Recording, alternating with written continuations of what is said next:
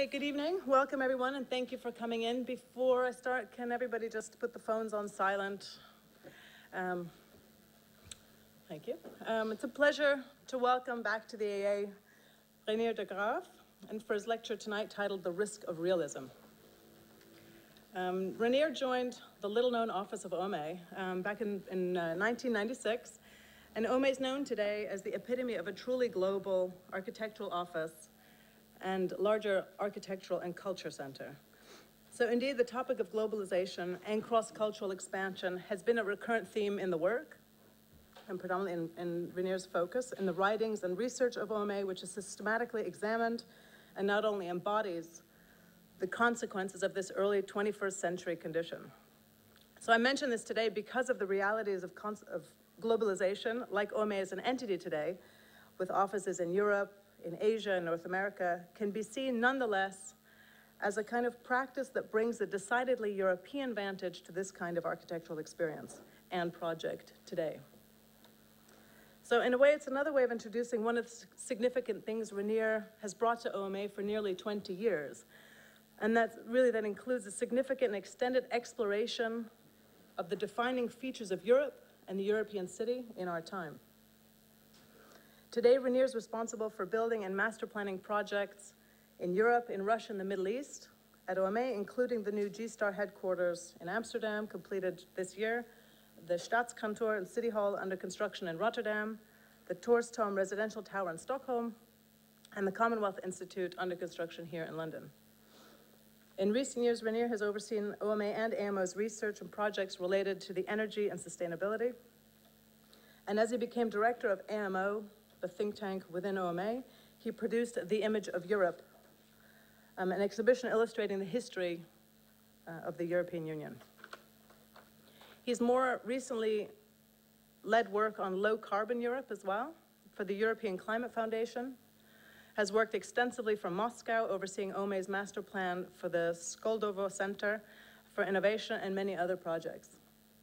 Reinier has taught research studios at Strelka, the Berlage, and is currently a visiting critic at Penn Design and at the University of Pennsylvania. Reinier's lecture this evening, titled The Risk of Realism, explores the larger cultural and not only intellectual challenges facing architects and many others in a world increasingly drawn into the supposed real problems of our time. Shumi wanted me to say as well for after the talk, there's a piece by Reinier, in blue, sorry? There's a piece by Reinier in the new blueprint, which for this evening is a giveaway, usually priced at 30 pounds. So I encourage you to look at the work that's on show in there. Please welcome me please join me in welcoming Reinier de Graaf.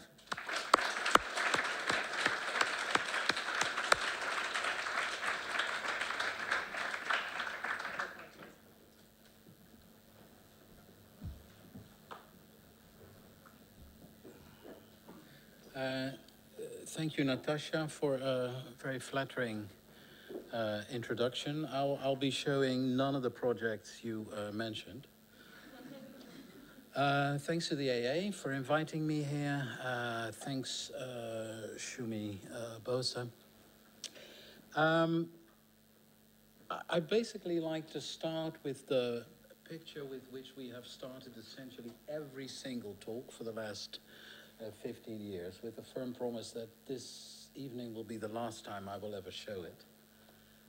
This is the picture we drew somewhere in 2000 in a way to summarize the world in which we work. A work no longer per se dominated by ideological opposites, but a world united in the consensus over economic values, and essentially a world driven by money as the only remaining source of consensus, and apparently the only remaining source of unification. All of this started with the fall of the Berlin Wall in 1989. 2 weekends ago, it was exactly 25 years ago that happened. And generally this fall of the wall is attributed as a success of the West. This was Ronald Reagan 2 years earlier with his famous line, "Mr. Gorbachev, tear down this wall.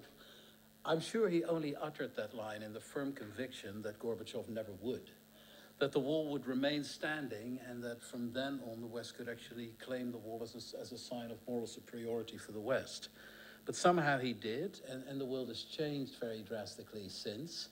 And the changes of the world have largely been attributed, let's say, to the most vocal proponents of the free market here together in a golf chart.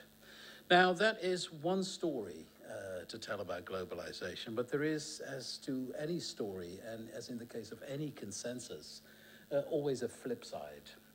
Up until 1989, the wall from the other side had served a very different purpose.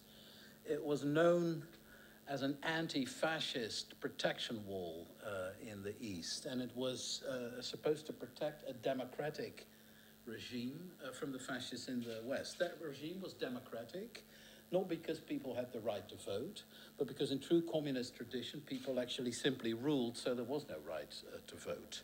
Absurd as that sounds today, that's a whole system span half of the world's hemisphere, and Berlin was the Western outpost of something that spanned 13 time zones. That system had its own truth, or its own version of the truth, and its own parallel narrative, with somehow an idea that one could impose his will on economic conditions instead of the other way around.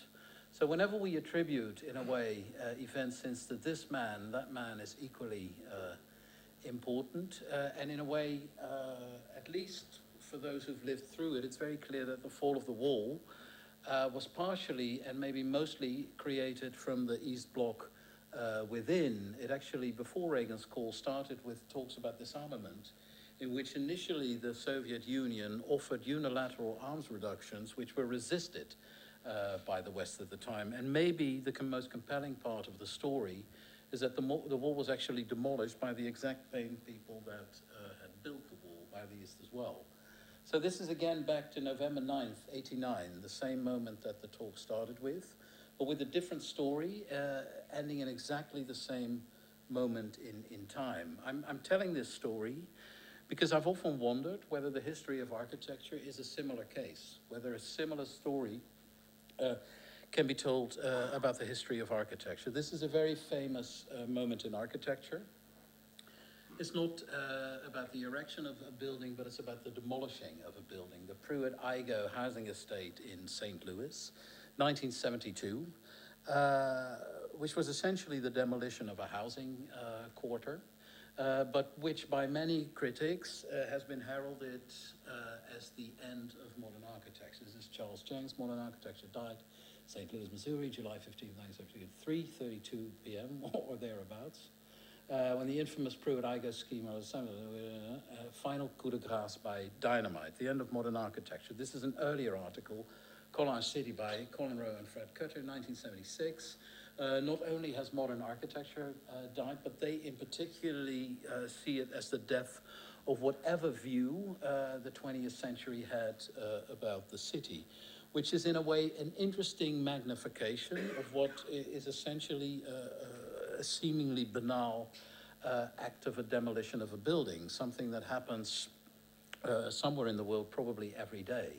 So the whole thing reached a kind of cult status when actually the demolition of that Pruitt-Igoe estate featured in the film Koyanis Katsi with a soundtrack of music by Philip Glass.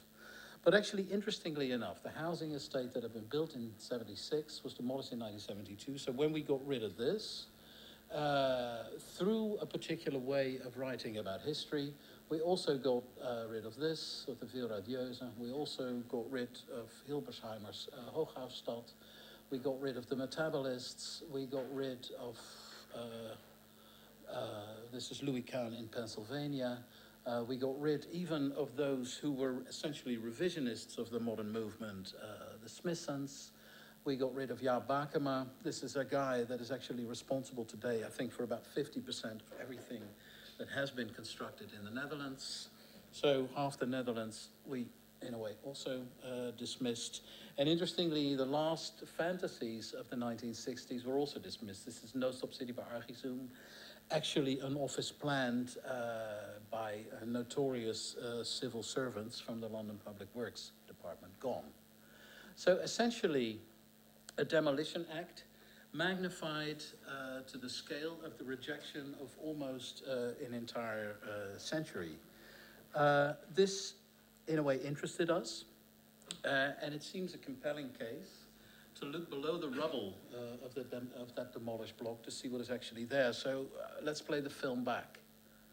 And let's see what really happened. About 2 years ago, there was a documentary. It was a film made by Chad Friedrichs in the United States, which is actually an interesting film in a sense that it interviews a lot of the former residents, and particularly residents of the early years, which casts a rather interesting, different picture on the whole estate than we know it. But we, not necessarily departing from a human interest point of view, we have tried to reconstruct the political circumstances that led to the demolition, and therefore we go back to the 1930s, the district enumeration map. It's a census map from St. Louis showing a population of about 850,000. During that census, the city was assumed to grow, but already from the 1930s to the 1940s, St. Louis showed a kind of weird decline in population number.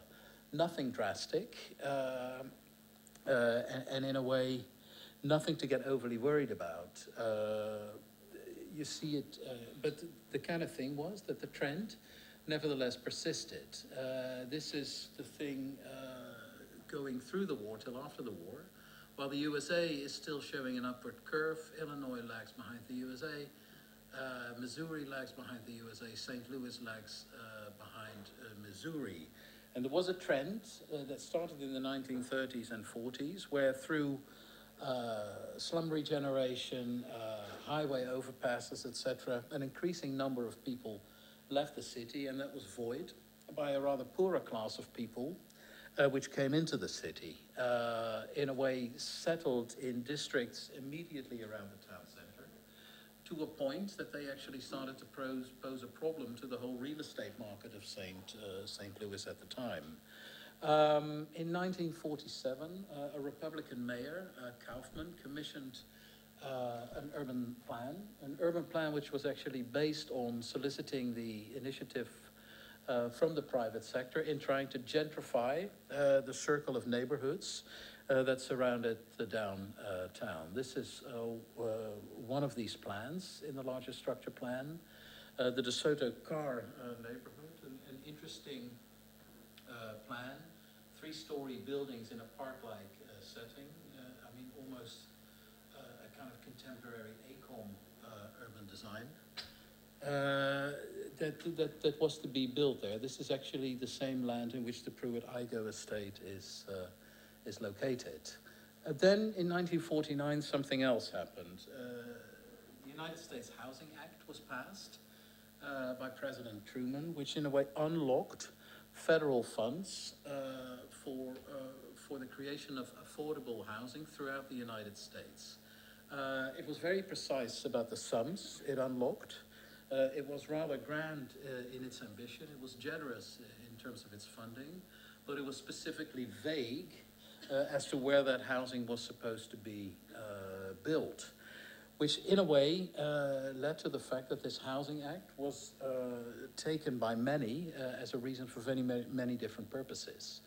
By then, St. Louis had a different mayor, Joseph Darst, a Democrat, who basically had made it his mission and his political legacy to be that he would revert the decline of population in Detroit, bring the city back amongst the major cities of the United States.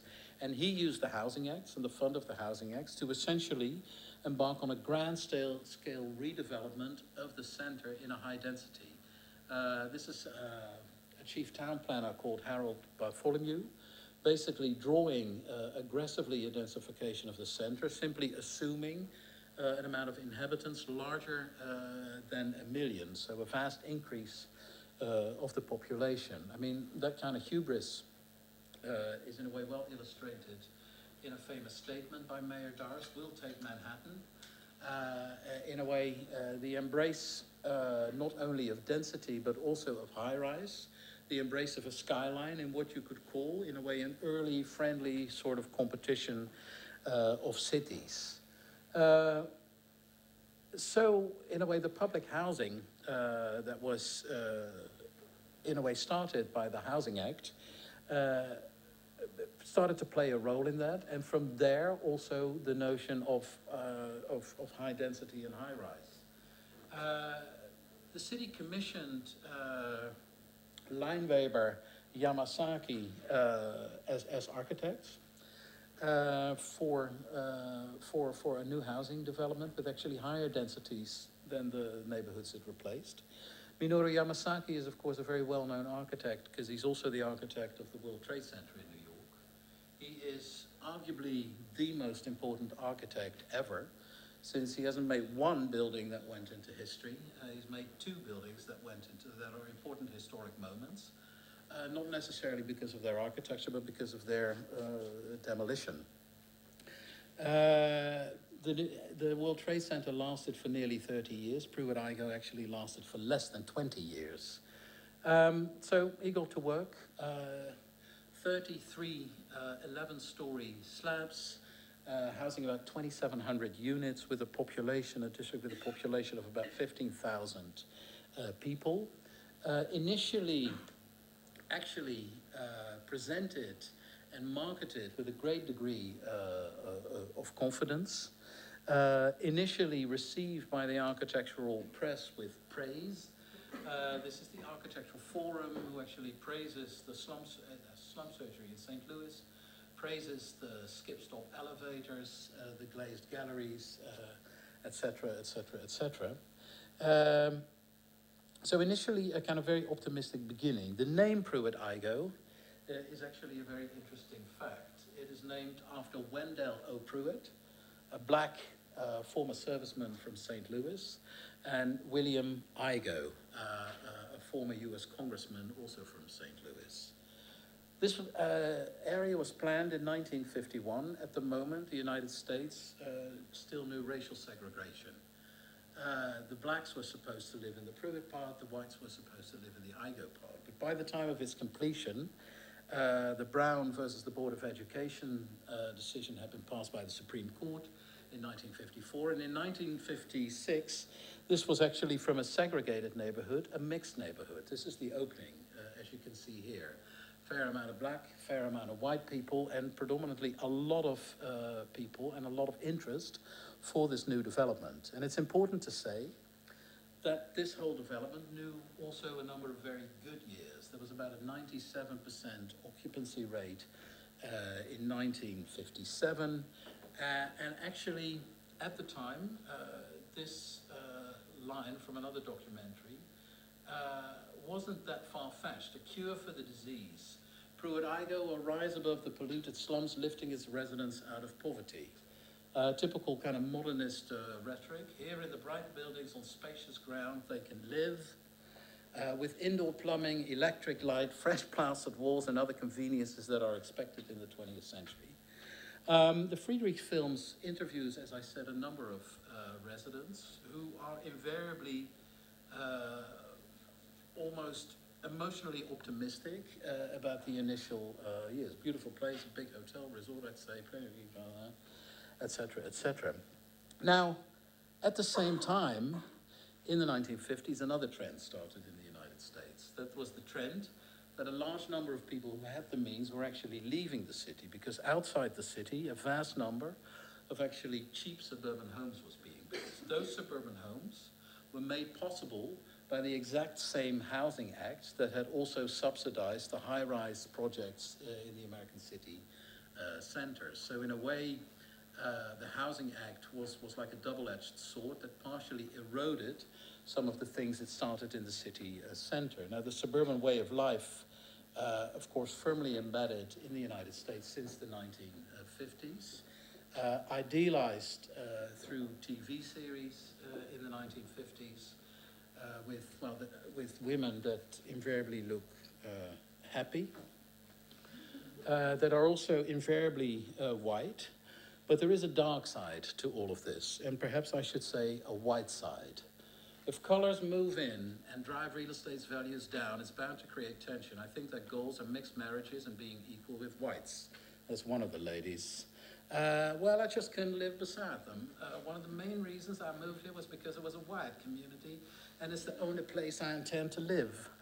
That had, of course, very predictable results, in the sense that you could say that the racial segregation, which has been demolished by the Supreme Court a couple of years earlier, was in a way, because of the larger geography, reinstated on a larger territory.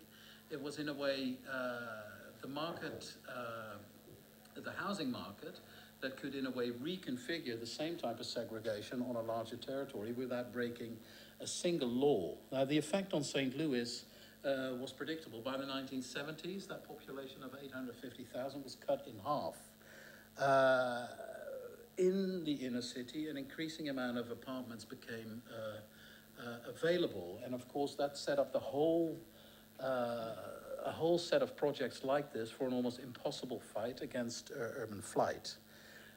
In 1969, there were about 2,500 people left of the initial 12,000, which means that the whole thing was about 3/4 empty. Now, this is partially a building that is vacated, of course then runs the risks of crime, no more social control, and increasingly poor. That situation got so bad that in the 60s it made the national news. It was voiced wide over the press, which of course didn't really help things. And on top of that, the architectural press, the same magazine that appraised the whole design in 1951, in 1965 retracted all of its earlier praise. The same design features that it had praised in the earlier edition were simply retracted in the second edition, and in fact blamed for, in a way, all the problems that went on there. On top of that, in the late 1960s, the whole mood against these projects swang. The whole political climate against big spending in government started to sway.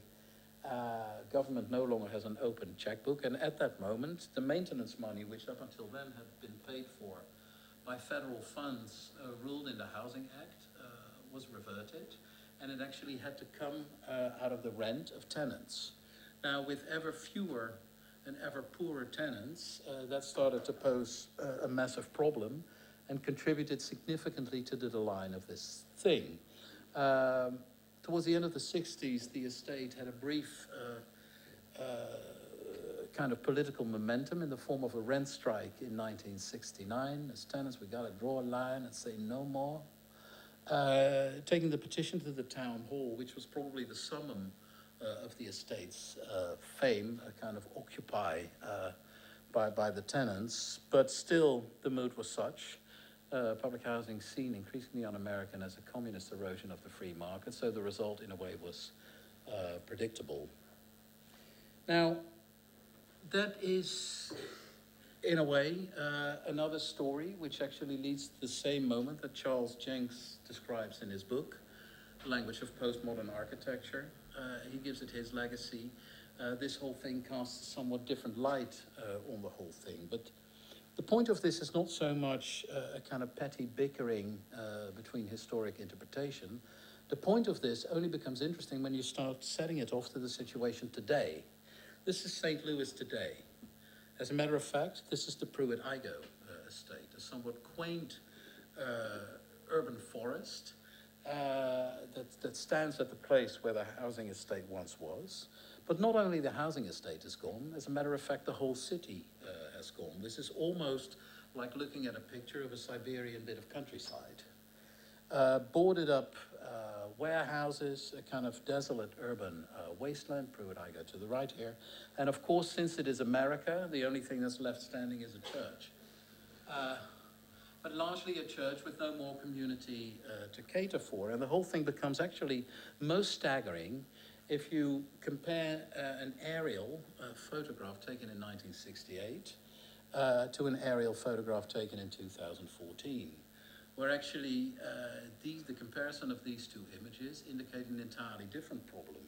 It doesn't necessarily indicate a problem of a housing estate that is fighting a losing battle. It actually indicates the problem of the city that is fighting a losing battle.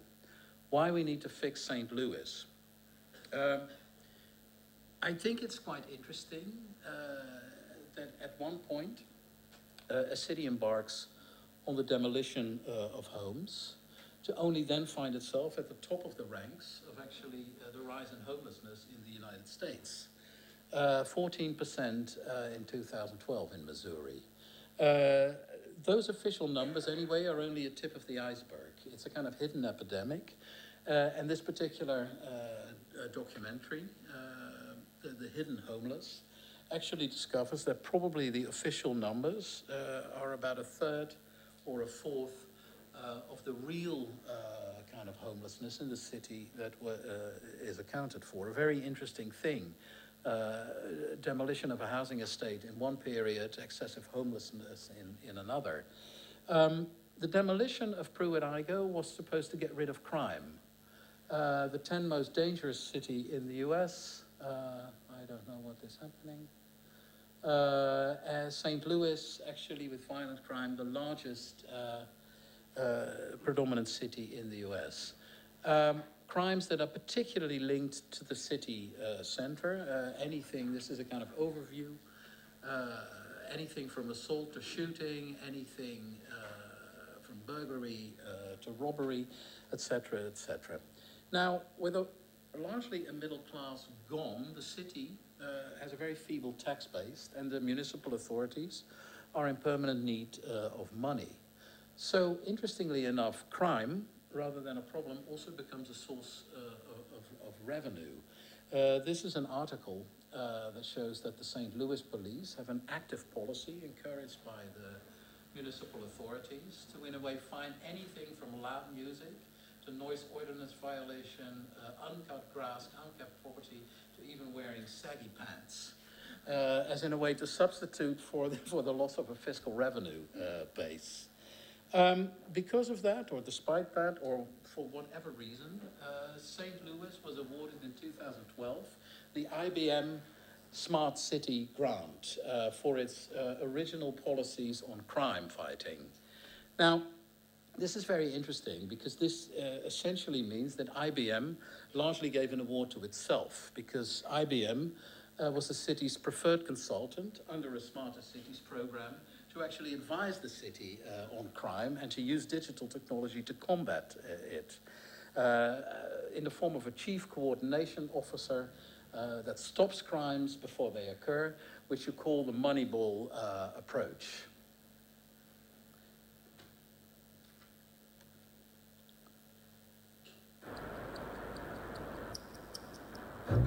I used to think my job was all about arrests, chasing bad guys. Now I see my work differently. We analyze crime data, spot patterns, and figure out where to send patrols. It's helped some U.S. cities cut serious crime by up to 30%. By stopping it before it happens. Let's build a smarter planet.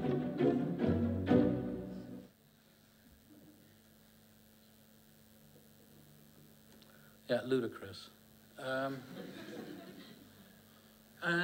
This is part of an interesting trend, because this is about a computer company fighting crime, which they euphemistically refer to as an involvement in public safety. But that's not the only thing they cater to. I mean, this is that same IBM Smart Cities program. It caters to healthcare, energy, education, social services, transport, etc.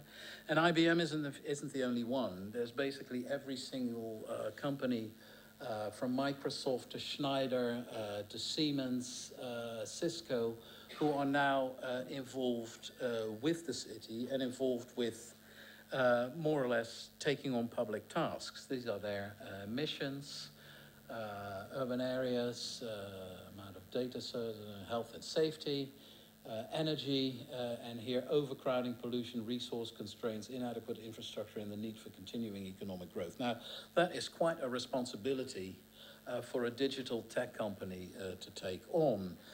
But first and foremost, this is part of another interesting trend. I mean, in terms of city governance, we used to have a number of public tasks, which you can list here. But I mean, if you take the sum total of competences that these tech companies supposedly offer, you actually get this, an increasing privatization of a number of public tasks by tech companies who are clearly in there, not necessarily for the greater good, but in the end to sell products. Now that privatization has also not passed St. Louis by, and of course privatization means that some people do very, very, very well out of it. 5 Missouri billionaires make up the Forbes 400 rich, most noticeably and most notoriously the Anheuser Busch family, which is a beer company. Well, it's actually a beer monopoly by now, based in St. Louis, in a headquarters in St. Louis that looks suspiciously like a beer bottle.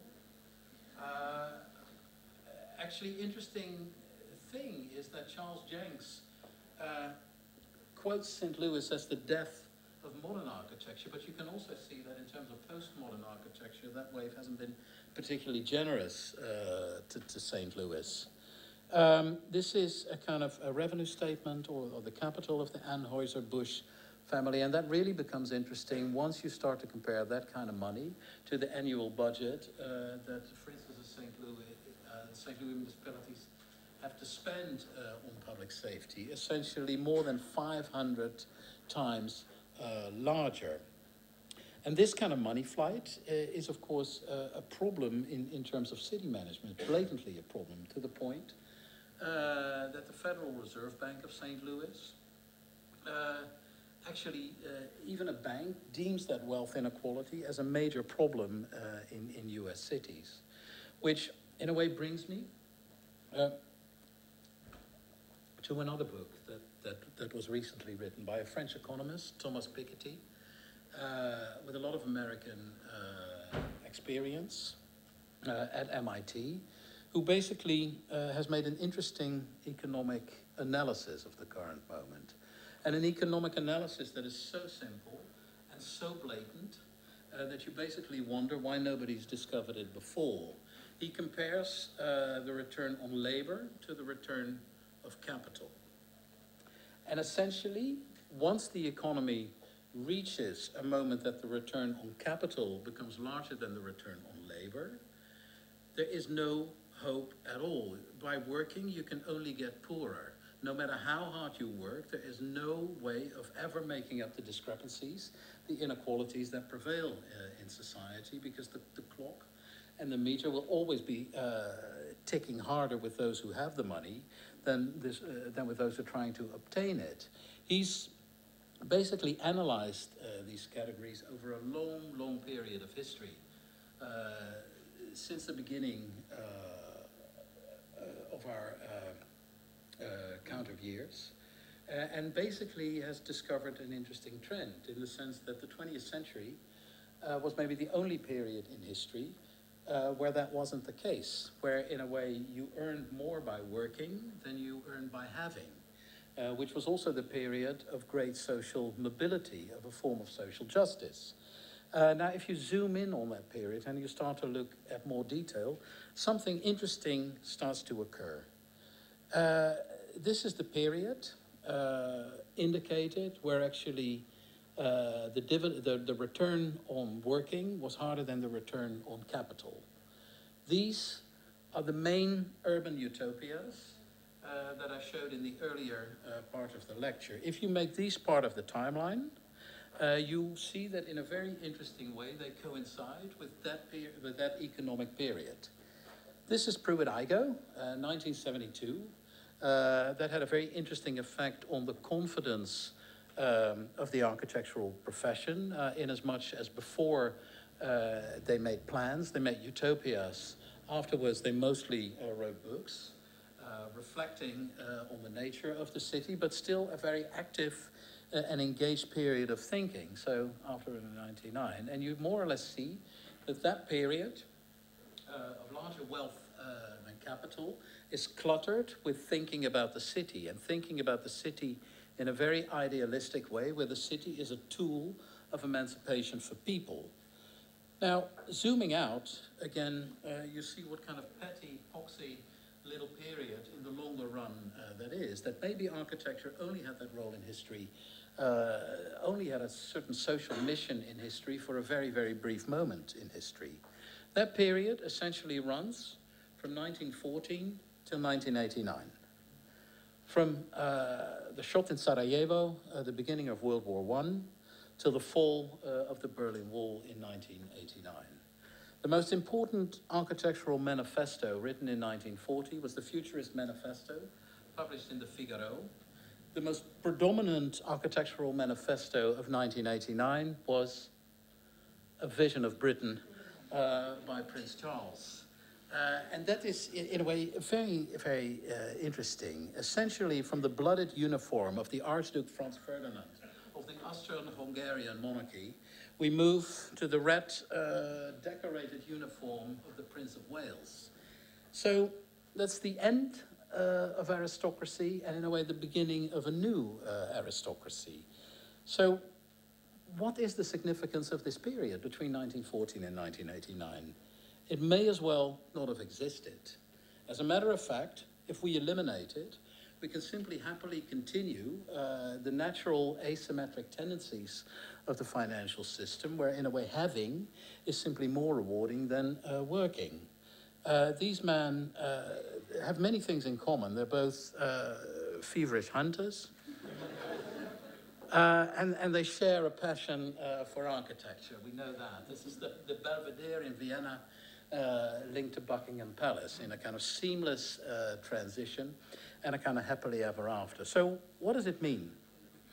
From 1914 to 1989, we had utopia. We all know the associated risks. We all know the damage, and we all know the dangers. But what did we have before, and more importantly, what will we have after? Before we have feudalism, what will we have after? So this is 1925, a utopian plan, Plan Voisin by Le Corbusier, firmly in the 20th century. This is its 21st century equivalent. At first sight, it doesn't look that different. I mean, it's got a more interesting, more varied skyline, but it's essentially high-rises united by a grid of streets. But there is one significant difference. The previous image is drawn by an architect, and this image is actually made by McKinsey, or at least it's on the cover of a McKinsey report of Mumbai. McKinsey will turn Mumbai, with its seemingly insurmountable problems, into a world-class city in a 10 to 15-year time frame, and this report aims to show the way to do just that. How can you do that? You either have to be very fast, or you can actually do it by cultivating a certain amount of blindness. And that is increasingly what many of these visions tend to do.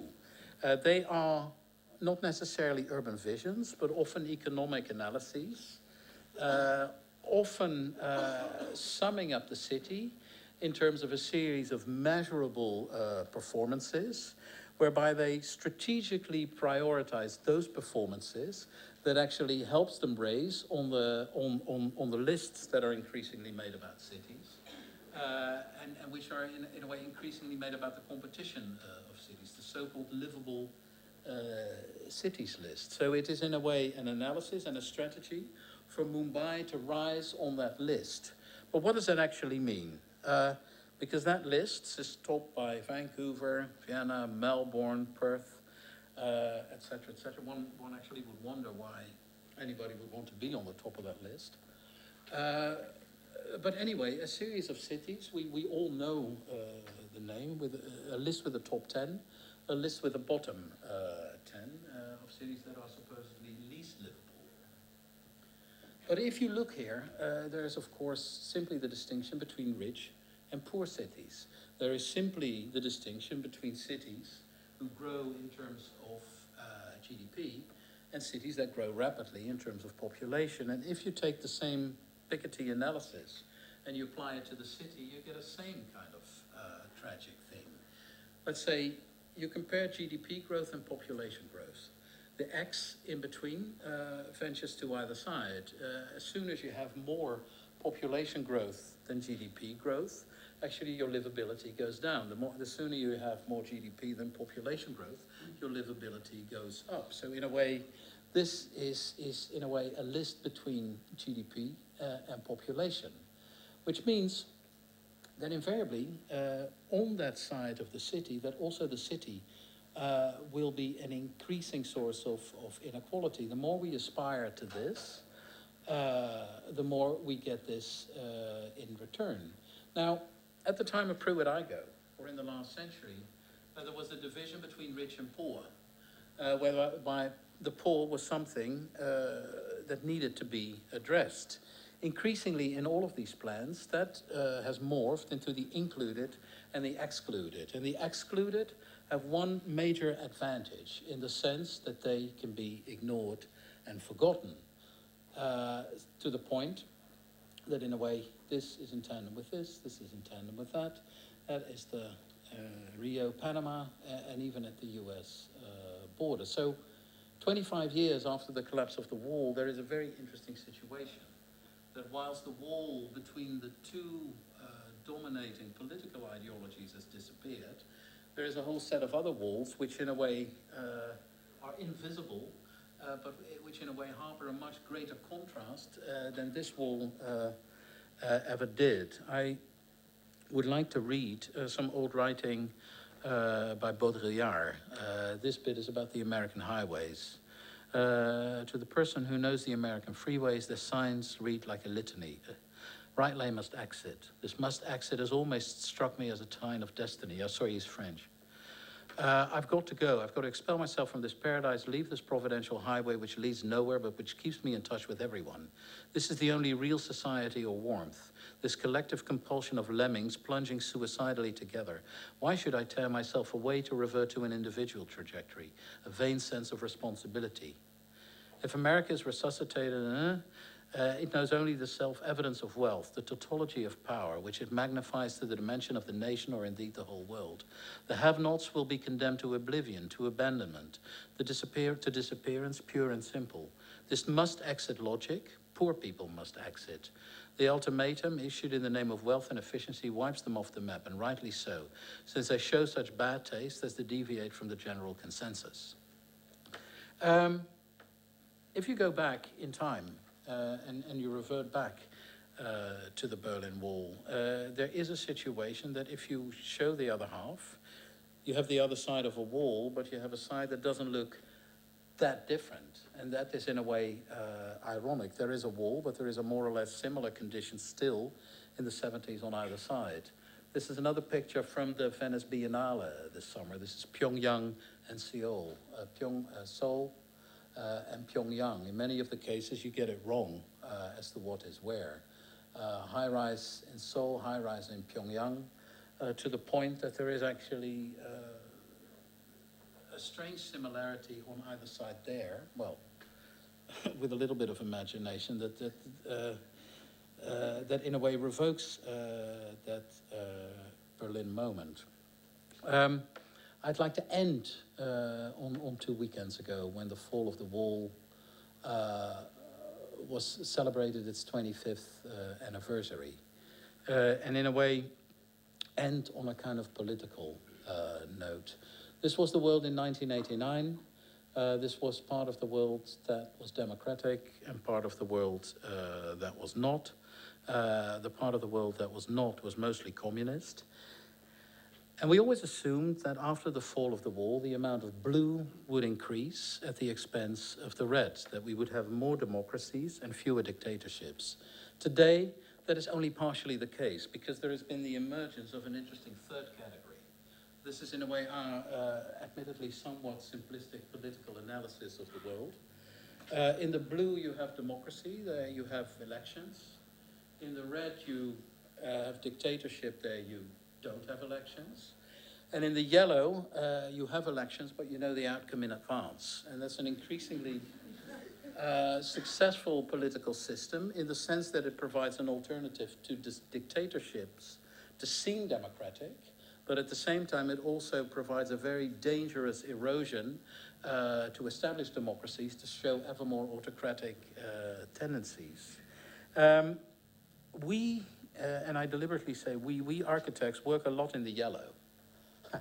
And in that sense, in the current discourse, there is even an interesting celebration of the yellow in the architectural profession. This is an interesting discussion on the finishing of Terminal 5 and how long it took, and the complaints of architects over the lengthiness of democratic procedures. This is Foster. We're in a state of denial while they, the Chinese, are making decisions in the spirit of the Victorians. They have the courage to try it. What attracts me about China is that there's still a state. There's something that can take initiative on a scale and of a nature that almost nobody we know to do could ever report or contemplate. I don't know who this is. The more centralized the power, the less compromises need to be made in architecture. The directions are clearer. Peter Eisenman in the New York Times recently. Democracy is obviously not something we want to get rid of, but it does create chaos. I mean, the guy next door can just do what he wants, and it creates collision of thinking in cities. It means people build whatever they want. That's Frank Gehry, of all people. Some of the most amazing places were built because of dictators. Architecture is always related to power and related to large interests, whether financial or political. Bernard Tschumi. And this one I think is priceless.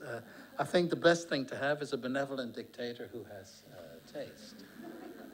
So if it's up to them, I mean, if it's up to the usual suspects that are at the peak of our architectural profession, what will be next? I mean, will it be the case that the yellow will be so fortuitous and successful that it will take over the whole world? Is that our new consensus? And is that still a consensus that we would want to say yes to? Thank you.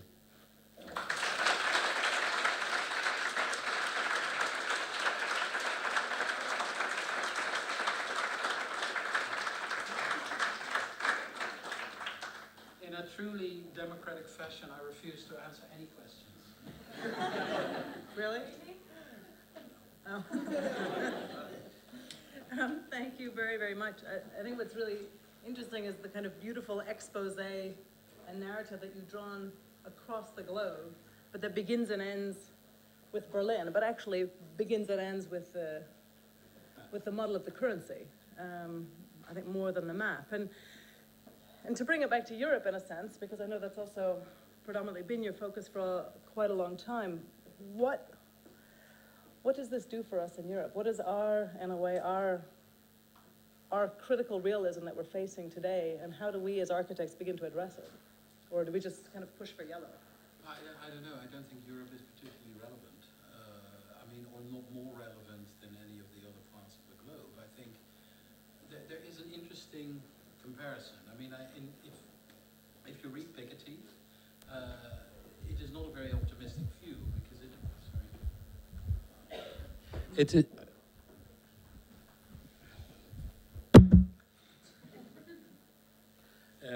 it's not a very optimistic view because in a way it shows a kind of fatalism that no matter how big your endeavor, no matter how hard you work, no matter how good your intention, there is an automatic default in the system which simply perpetuates no matter what you do. And I think that's the same case for architects. I mean, I didn't mean to be nasty with the last quotes, and I particularly included one of, well, us, I'll say us, in it because there seems to be a systemic logic at play that also, even if you do a good building, it doesn't escape the logic. I mean, we used to build buildings. We have still a discourse about their function, but to 9 out of 10 clients, buildings are actually a means to an end. They are a speculative investment. We used to make buildings. We currently contribute to real estate, whether we like it or not. Those buildings are one of the prime drivers whereby capital actually pays dividend. And I don't know what you can do apart from developing a very astute political agenda that at least makes you aware of it, because I guess to be aware of a problem is the first step in addressing it. And I don't think that, I really don't think that is any different in Europe than it is in the US, China, or wherever. I mean, the weird thing of all the systems, whether they're democratic or non-democratic, is that this divergence seems to be at play irrespective of the political form of governance. And it's also not so strange because, I mean, the more dividend is generated by capital, the less money there is in the public sphere. I mean, the more and more, in a way, money escapes from democracy, even to the point that a democratic decision process becomes marginal, because most of the money operates outside of it. And so I don't know, but I don't mean to be pessimistic.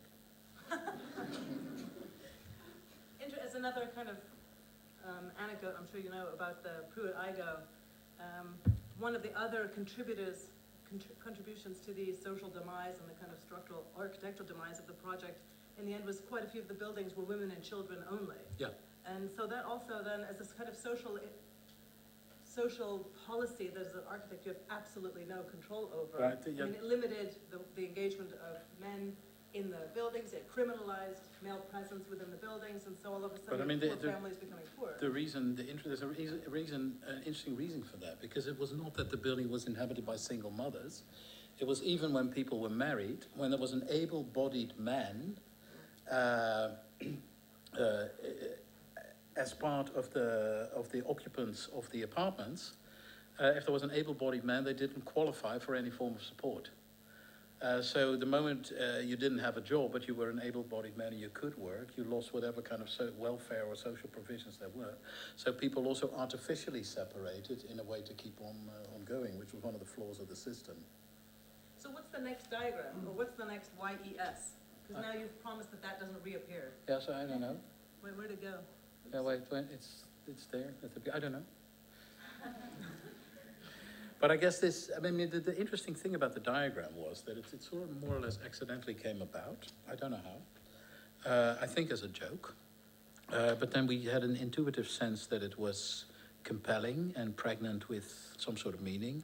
And in a way, every time we've shown it, it's also like a little bit of the meaning is unveiled to us. I mean, we show it, it's the same image, but it acquires a slightly different meaning every new time you show it.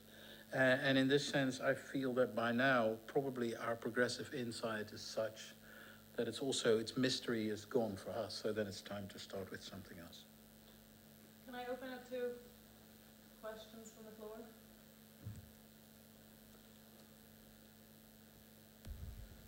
Yeah. I find it really interesting that you think that the ultimate message of Piketty is a pessimistic one, because if going through what he writes, I believe that he proposes at the end of his book the idea of a tax on wealth, which is nothing short from naive, I think. So I don't see that as pessimistic, but rather as a naive approach. No, it's a very evident approach, and maybe they are naive, but the reason why I find it pessimistic is because what we've done, and I'm not an economist, but I mean, I find this book appealing because I understood it, which is such a rare delight to get when you're when you look at other professions. But anyway, the depressing part, or the somewhat daunting part for us, is that what we've done is in a way compare the history of architecture and in a way compare it to the economic tendencies that he analyzes in his book. And there is an almost miraculous coincidence whereby, if the 20th century was an exception and an anomaly, it's a weird thing. I was born in 1964.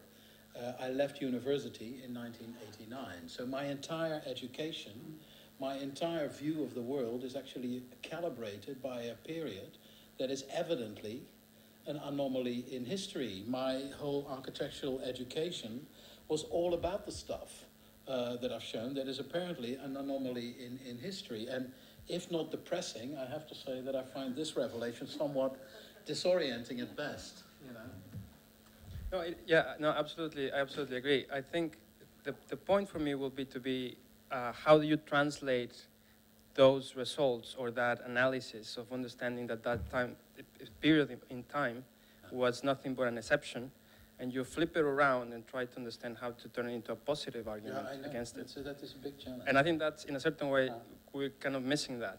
Yeah, but I mean, I'm not of the school in any way, and this is a particularly Dutch thing as well, that if you have an analysis, you also need to have a solution. I believe there can be some space between the two, but where I actually disagree, I mean, you may think, because Piketty proposes to charge wealth and to ease off on a tax on income, which you may call naive, but which in a way is a logical outcome of his analysis. And I also think that if it's not that solution, something needs to be done about the fact that an ever larger proportion of money and capital simply moves away from outside the democratic system. You know, when you reduce government, as has been the trend since 1980, or since 1980, ever more, government has also ever less to spend. When government has less to spend, actually what you vote for in a democratic system has less and less money to spend, can do less and less and less, and thereby your vote is ever more meaningless. So to kind of find a way to bring back capital within a form of democratic control, I think is urgent. And there's enough science of that being urgent. If I can reply to that, just to close. The reason why I find it naive is because his proposal implies the existence of a state that has the ability of controlling those mechanisms, which, if it indeed exists, or we're able to create it, then half of the job is already done. But we're far from it. That's why I find it so naive. Yeah, but I mean, the fact that a solution is difficult in the current, certainly he even recognizes that. You know, but the fact that the solution is difficult because something you need you no longer have doesn't necessarily make the solution fraught, as far as I'm concerned. It's just, you know, he says, I'm an economist, and this is what I can propose. And of course that has a trickle-on effect, that you do not only change the economy, it requires a recalibration of the political system.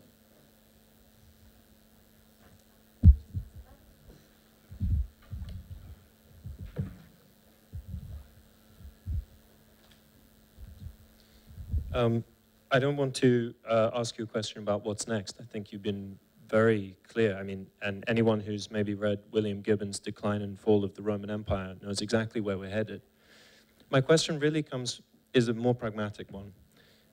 And as architects, we're very good at designing or using different parameters in order to inform our design. We're very sensitive to materiality, to space, to technology, to environmental conditions.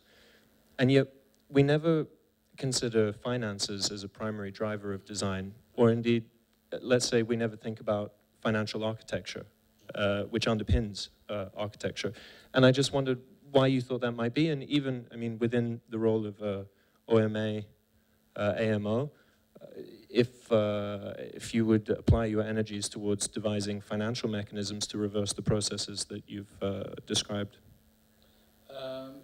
Yeah, I mean, I think you're very right. I mean, because, I mean, architects, the less they build buildings, the more they tend to develop an interest in other domains, and some architects do both. But it is the case that in a way, to treat finances as a subject of design is curiously absent in the architectural profession, and there is almost a sort of laziness in terms of simply regarding that as something you can craft and do something with, and there is a strange surrender to the powers to be. In the office, I think actually about 80 to 85% of our economy, also in our office, is earned in a very traditional way, you know, where you get a percentage of the construction cost, that's your fee, that's it, no matter how much a building earns, no matter what the economy that building is part of. If you propose a budget cut, you actually cut your own fee, and all the kind of curious dilemmas there. I think, and this goes to the core of the subject, what you find is that the current economy disproportionately rewards risk It doesn't reward hard work. And architects are still in the category of hard work. And I think it would simply, I mean, to craft the economy, to craft the financial aspect, would introduce a level of risk in the business of architecture in order to, A, do better for themselves, but to also to have more influence on the finances. But that is a step that is actually very, very hard to take, because, I mean, it takes money to make money. I had a curious discussion in Venice last weekend.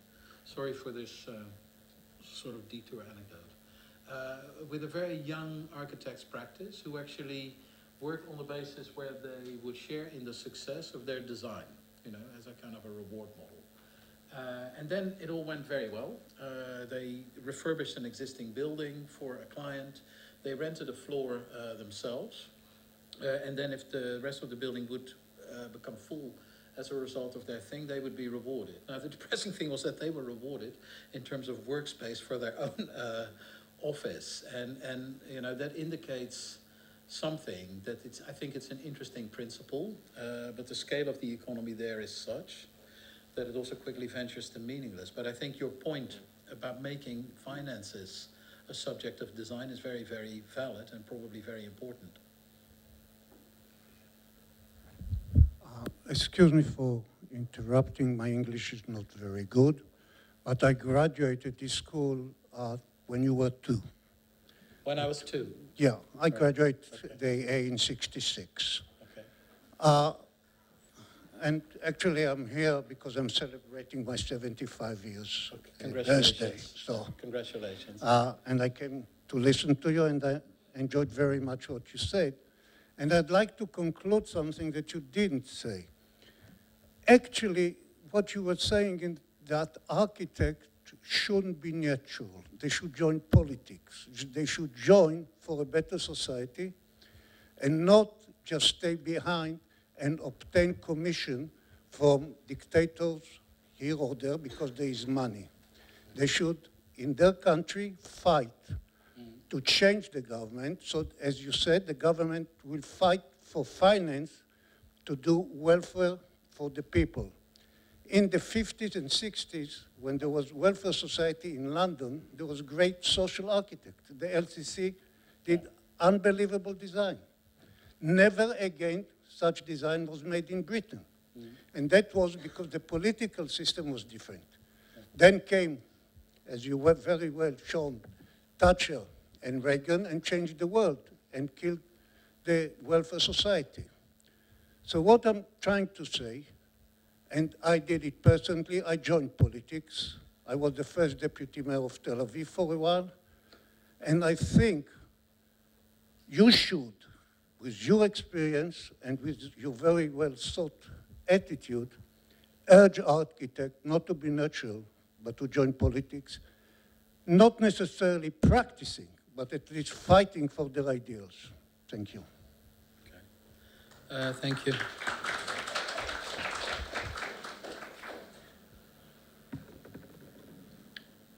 That was no question, so I have no answer.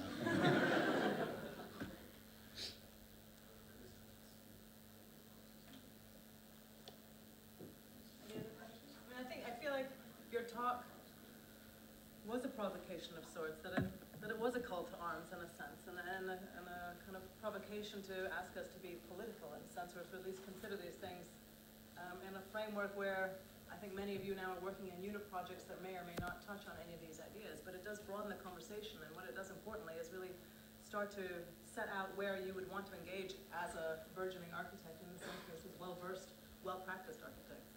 Are there any other questions? Then please join me in, oh, what? Go ahead. I believe that architecture needs to find the island of optimism in order to do something. Well, every decent project has always sprung from optimism rather than pessimism. Yeah, I don't know. I agree. So my question is, I don't know, whether, don't you think that maybe you're cornering yourself? No, I don't think so. Can I finish? I don't think so. But I mean, I'm European in the sense that I think, you know, unhappy endings are always far more profound than happy endings. So therefore, whenever I act on a cultural platform, I feel this kind of cultural obligation not to paint any sunny picture. And also, you know, if you go to any conference today, and you talk to Cisco, Google, or whatever, I mean, there is so much naive optimism about the powers to be, about the power of technology, about how soon we will overcome. If you look at a series of TED Talks, and you see all the wonderful solutions, you wonder why the world is in the state we're in. And in a way, what I want to do is create an island of pessimism in that context and single-handedly spoil the party. But if I can finish the He question. just wants that right side of the slide. He wants the blind. No, I wanted to create an island of optimism within the island of pessimism that is actually architecture intellectual. You know? Right, okay. So can I finish the... Yeah. No, because I didn't finish the question. Okay. No, so the question was whether you're cornering yourself in terms of scale. Like, if you say that all the projects that were developed until 1989, you know, were utopian in terms of scale, trying to find a solution to society and do utopian plans for the city in terms of huge scale, and these have failed, you know, why don't we change scale? Why don't we find optimism in a smaller scale today? That was the question. Yeah. It's interesting. I mean, nobody's ever accused me of cornering myself in terms of scale. I also find it an interesting conclusion at the end of this talk, but I don't know.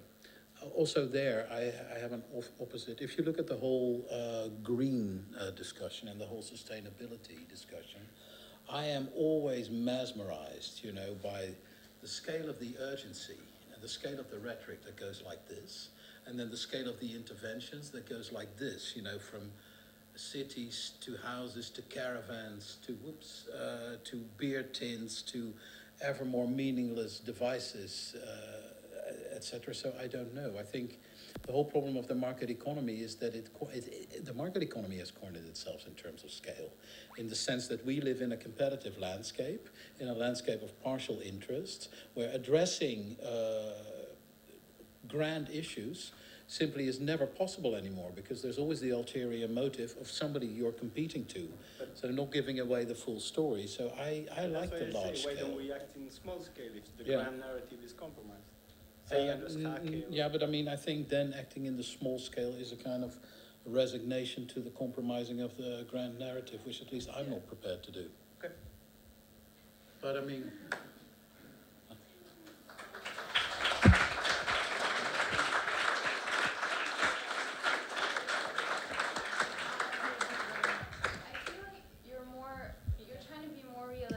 Than pessimistic, so why not use the word you know, realism, trying to get people to, like, because I feel like, no, nowadays, like, studying architecture, I know I'm still first year, but I entered architecture with the intention of wanting to enter the political world, sort of trying to, you know, like the guy in the back said from 66, just trying to change, you know, change architecture through politics, but just in a realistic sense, not trying to be too optimistic and too pessimistic. I mean, just why that, you know, why the word optimism and pessimism? It's not Well, I didn't realism. introduce them. I mean, it's sort of the gentleman behind you. Yeah. But I mean, my talk, I believe, is called The Risk of Realism, so I don't know whether I want to advocate realism at this point, but I'm happy, you know, I'm very comfortable with words.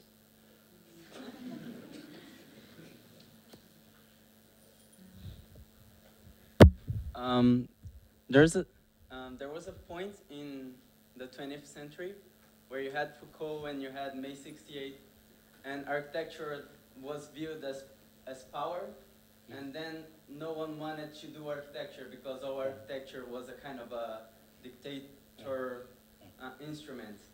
And at some point in your lecture and at OMA's work, you point out that nowadays architecture is a device, and like architecture is capital. So you're basically, as an office, you're building capital for someone. So there is a sense that architecture nowadays is as bad as well. So do you think there's a trend to go outside of doing architecture? Maybe an AMO is a piece of that. Do you think that's a trend or not? Yeah, I don't know. I mean, I think it's important to do architecture in as much as architecture is necessary, and that varies considerably in different parts of the world. But I mean, what I've been trying to say,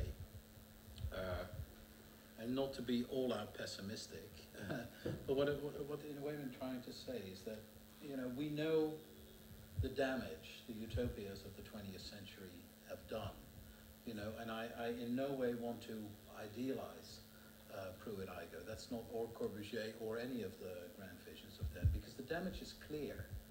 And we are familiar with the damage, but I mean, we are currently in an age where there is so much shying away of that kind of thinking that I think the extremity of that is beginning to form a risk in its own right. And we are familiar with the dangers of utopia. We are not yet familiar with the dangers of a complete, utter denial of utopia, with a complete unwillingness to think big. And I have a feeling that in the coming century, the dangers of that are going to be increasingly clear. So it's all bad.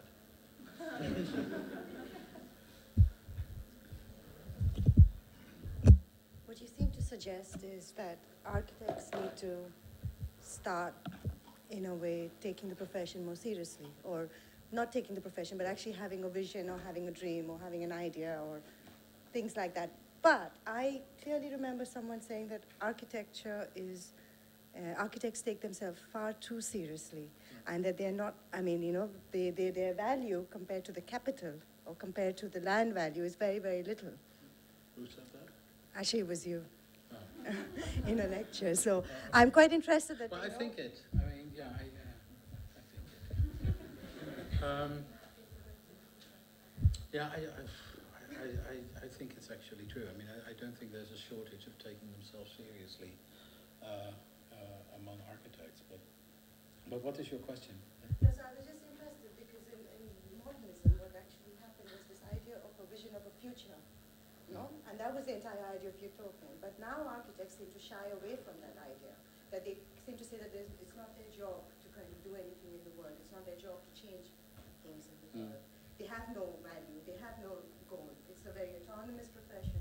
So I'm just very interested in that sort of... I think what has happened is that it's an increasingly safe profession, and that in a way the sense of entitlement and the sense of grandeur has stayed, but that actually the amount of social engagement has diminished. I mean, it's somewhat easier to keep your hands clean when you design an art gallery or any kind of boutique project than when you actually try to address the scale of mass housing. And I think what we have currently, because I mean, I assume that the makers of these utopias were arrogant. And as arrogant as we are today, I think the big difference is that they had something to be arrogant about. Because I mean, for me, there is no shame necessarily in failed projects. There is in a way only shame for not having mobilized every intellectual endeavor in trying to accomplish something. So, and I think that's the difference. Can we have a drink?